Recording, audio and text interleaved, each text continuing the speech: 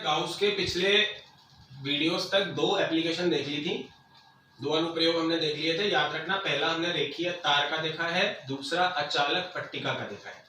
आज मैं आपको इस वीडियो में तीसरा एप्लीकेशन बताने वाला हूँ। मेजर में आ जाता है ये, साथ में इसके एक न्यूमेरिकल दे दिया जाता है। इसका कारण ये है कि ये छोटा है डेरिवेशन। जो अचालक का था वो थोड़ा बड़ा था, रेखीय तार का भी बड़ा था, ये थोड़ा छोटा बनता है। तो ये पहले इसके अनुप्रयोग का टॉपिक पढ़ो। अपरिमित समरूप आवेशित चालक पट्टिका, जिसे परत या चादर भी कहा जा सकता है, के कारण विद्युत क्षेत्र की तीव्रता। अब ये जो चालक पट्टिका है, अपरिमित का क्या मतलब होता है वो समझना है। अपरिमित होता है कि इसके चारों के चारों सिरे, ये वाला, ये वाला, ये वाला, ये सब अनंत पर है। ये भी अनंत पे जा रहा है, ये भी अनंत पे जा रहा है, ये भी अनंत पे। ऐसी पट्टिका को हम कहते हैं चालक पट्टिका। कैसी? अपरिमित। और समरूप आवेशित मतलब इस पे आवेश दे दिया गया है। हम आइडियल कंडीशन में धनावेश ही मानते हैं, ऋणावेश हम लेते नहीं है। अनुप्रयोग में हमें धनावेश ही लेना है। तो ऐसी परत के कारण हमें अब विद्युत क्षेत्र की तीव्रता किसी भी बिंदु पर ज्ञात करनी है कि अगर ऐसी परत होगी, ऐसी पट्टिका होगी चालक, तो वो कितना विद्युत क्षेत्र बनाएगी। तो इसके लिए बच्चों एक बात याद रखो, इसमें हमें दिशा निकाल के नहीं बतानी। पिछले दो केसेस में हमने दिशा को भी निकाला था, अब हमें दिशा नहीं निकालनी है, हमें डायरेक्ट लिखना है अपरिमित समरूप आवेशित चालक पट्टिका के कारण विद्युत क्षेत्र की दिशा पट्टिका के लंबवत बाहर की ओर होती है, जिसे अरीय दिशा कहते हैं। तो एक पैराग्राफ पहले ये लगा देना, ये भी बाहर ही आएगी जैसे हमारे पिछले दो केसों में आई थी। ये भी दिशा बाहर की ओर ही प्राप्त होती है। अब हमें विद्युत क्षेत्र का परिमाण याद करना है। तो विद्युत क्षेत्र के परिमाण के लिए हमें अब चित्र बनाना पड़ेगा। तो देखो, इसके चित्र को समझो। ये है बच्चों A B C D। ये अब की बार चालक पट्टिका का एक भाग बना दिया ABCD। ये कैसी पट्टिका है? चालक। तो चालक में जो आवेश दोगे वो केवल इसकी सतह पर ही रहेगा, आपको अंदर आवेश नहीं बनाना। केवल कहां पे रखना है इसको? सतह पे रखना है। ठीक है। अब यहां से R दूरी पर, ये R दूरी है, यहां पर एक बिंदु P है। इस बिंदु P पर अब हमें विद्युत क्षेत्र ज्ञात करना है। उसका परिमाण, दिशा तो हमें बताइए बाहर की ओर, परिमाण ज्ञात करना है। तो उसके लिए बच्चों अब हम बनाएंगे यहाँ पे एक गाउसियन पृष्ठ। हमेशा गाउसियन पृष्ठ बनानी पड़ती है। इस बार की गाउसियन पृष्ठ और अचालक पट्टिका की गाउसियन पृष्ठ में एक अंतर है, वो समझना। ये केवल यहां तक ही बनेगी बस, मतलब इसको आर पार नहीं निकालना है। इसको यहां से हटा दो तो आपको थोड़ा अच्छा समझ में आएगा।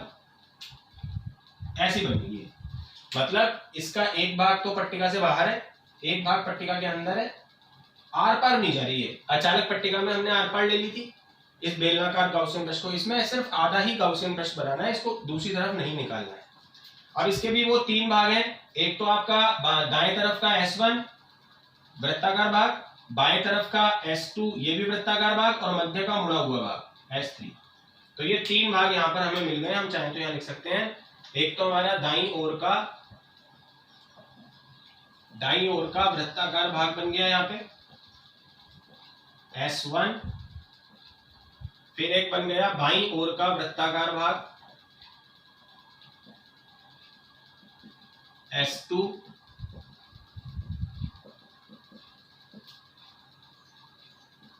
और एक बन गया मध्य का वक्रित भाग S3। ये हो जाने के बाद हम गाउस का नियम लगा देंगे,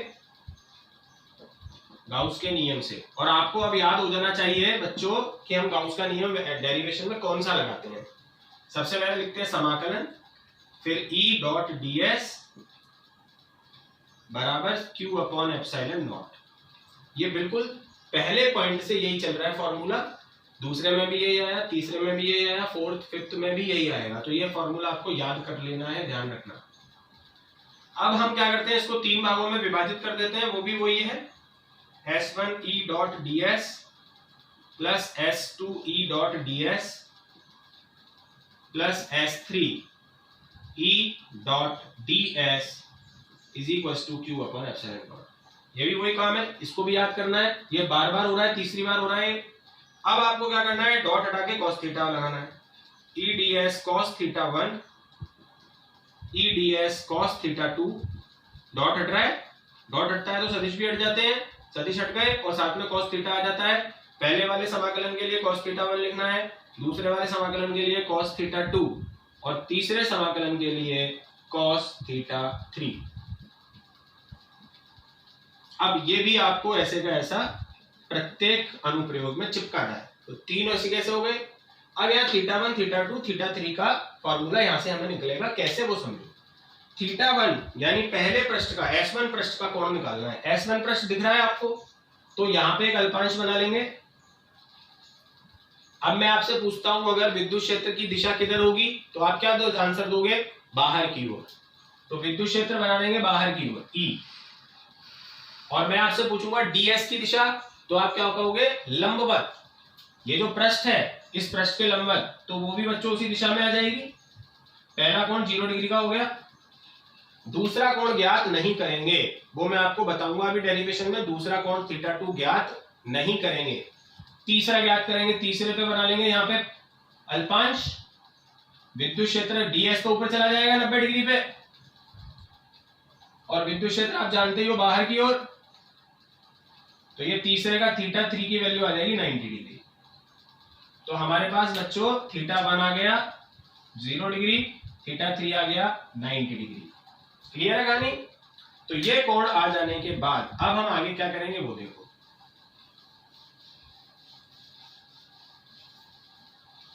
सबसे पहले हम यहां पर थीटा 1 की वैल्यू डालेंगे 0 डिग्री, आपको दिख रही है। तो हम लिख देंगे थीटा 1 ई डी एस कॉस थीटा 1 की जगह लिख देंगे 0 डिग्री। इसमें हमने थीटा 2 ज्ञात नहीं किया था, हम डायरेक्ट 0 लिख देंगे। बताऊंगा मैं आपको ये 0 क्यों हो गया, बात की बात है। अभी आ जाओ तीसरे पे हम क्या लिखेंगे, E d s cos theta 3 की वैल्यू लिखेंगे 90 degree is equal to Q upon epsilon naught. अब सेकंड को मैंने यहां 0 क्यों किया है, S2 E d s cos theta 2, इसको मैंने 0 क्यों लिया है, इसका कारण है क्योंकि ये पृष्ठ अंदर है पट्टिका के, और चालक पट्टिका के अंदर आवेश नहीं होता, आवेश 0 होता है।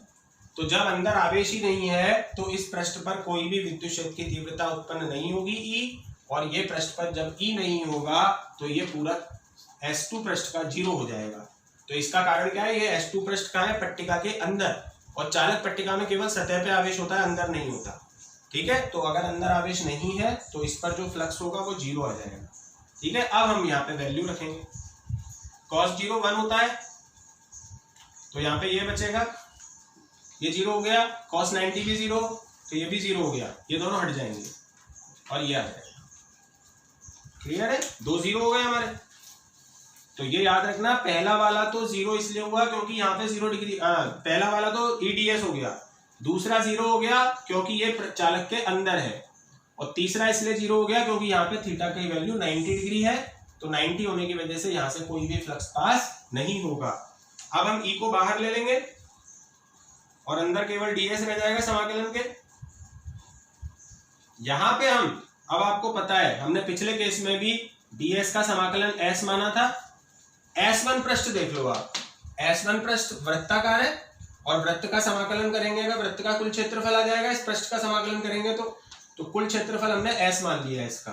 तो एक तो हम समाकलन ds की जगह कुल क्षेत्रफल s लिखेंगे, तथा q की जगह हम सिग्मा इंटू s लिखेंगे। पृष्ठ आवेश घनत्व का प्रयोग यहाँ पे कर लिया जाएगा जैसे हमने अचालक पट्टिका में किया था। तो ये दोनों वैल्यू अचालक जैसी ही है बिल्कुल। तो यहाँ पे क्या आ जाएगा, E S is equal to Q की जगह sigma S upon epsilon naught, S से S कट हो जाएगा, E आ जाएगा सिग्मा अपॉन एप्सिलॉन नॉट। ये परिमाण है। अगर सदिश में लिखना चाहते हो, सदिश रूप, तो आ जाएगा E सदिश बराबर sigma upon epsilon not n cap. अब बच्चों अपने पास इसमें और अचालक पट्टिका के विद्युत क्षेत्र में एक ही अंतर होता है। इसमें देखो फॉर्मूला क्या है, सिग्मा अपॉन एप्सिलॉन नॉट। अगर यही पट्टिका अचालक होती तो इसका फॉर्मूला याद रखना, सिग्मा अपॉन 2 एप्सिलॉन नॉट। बस ये अंतर है, यहाँ पे अपॉन में 2 आता है, यहाँ पर 2 नहीं आता है। तो फॉर्मूले याद रखने हैं क्योंकि न्यूमेरिकल डायरेक्ट इन फॉर्मूलों से आ जाते हैं। अब हम इसका ग्राफ बनाएंगे, 2 ग्राफ बनेंगे, वो भी अचालक पट्टिका जैसे। ग्राफ में एक ग्राफ तो ई और आर के मध्य बनेगा, एक ग्राफ किसके मध्य बनेगा, ई और आर। इस फॉर्मूले में कहीं आर आ रहा है क्या, दूरी, हमने इसकी दूरी आर मानी थी, पर क्या आर आ रहा है इस फॉर्मूले में, नहीं आ रहा। तो यानी कि जो विद्युत क्षेत्र है वो आर पर निर्भर नहीं होता। जब कोई भी क्वांटिटी दूसरी क्वांटिटी पर निर्भर नहीं होती तो हम बोलते हैं ई प्रोपोर्शनल आर 0, मतलब ये ई आर पर निर्भर नहीं है। और इसका ग्राफ हमने पहले भी बना रखा है, ऐसा ग्राफ आएगा।